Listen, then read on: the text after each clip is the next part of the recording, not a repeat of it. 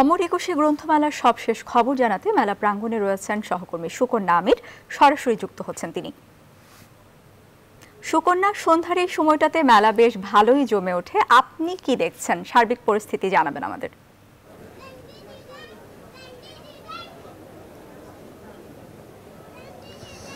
পদ্মা সোহরাওয়ার্দী উদ্যান থেকে যেরকমটি আমি বিকেলে এবং সন্ধ্যায় আপনাদেরকে জানিয়েছি যে তৃতীয় দিন হিসাবে বইমেলা প্রাঙ্গণ বেশ জমে উঠলেও এখন মোটামুটি পাঠক সংখ্যা কম, কারণ ৮টার পরে আসলে এই বইমেলা প্রাঙ্গণে ঢুকতে দেওয়া হচ্ছে না এবং যথারীতি ৩টা থেকে রাত ৯টা পর্যন্ত এই মেলা প্রাঙ্গণ থাকবে এবং আগামী দিনগুলোতে আশা করা যাচ্ছে যে বিকেল থেকেই পাঠক, লেখক এবং প্রকাশকদের সমাগমে এই বইমেলা প্রাঙ্গণ মুখরিত হয়ে উঠবে।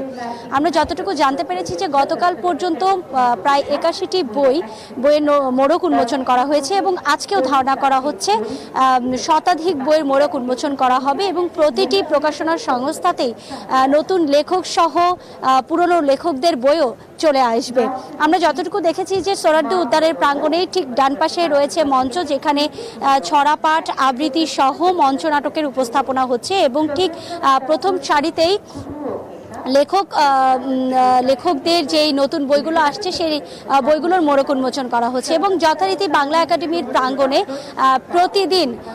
প্রতিদিন ৪ জন করে লেখক অর্থাৎ ২০ মিনিট করে টাইম পাবেন তাদের বই এবং লেখালেখি সম্পর্কে পাঠকদের সাথে কথা বলার এবং ধারণা করা হচ্ছে যে ফেব্রুয়ারি মাস জুড়ে মোট ১৩৫ জন লেখক সরাসরি পাঠকদের সাথে কথা বলতে পারবেন। তো আগামী দিনে যথারীতি বিকাল ৩টার সময় খুলে দেওয়া হবে এই বইমেলা প্রাঙ্গণের দ্বার এবং আশা করা যাচ্ছে যে কিছুদিন পরেই আসলে এই বইমেলা প্রাঙ্গণ পাঠকদের সমাগমে মুখরিত হয়ে উঠবে। তো সোহরাওয়ার্দী প্রাঙ্গণ থেকে বইমেলার এই ছিল আমার কাছে সর্বশেষ সংবাদ। সুকন্যা, আপনাকে ধন্যবাদ। দর্শক, অমর একুশে গ্রন্থমেলার সবশেষ খবর জানাচ্ছিলেন সহকর্মী সুকন্যা আমির।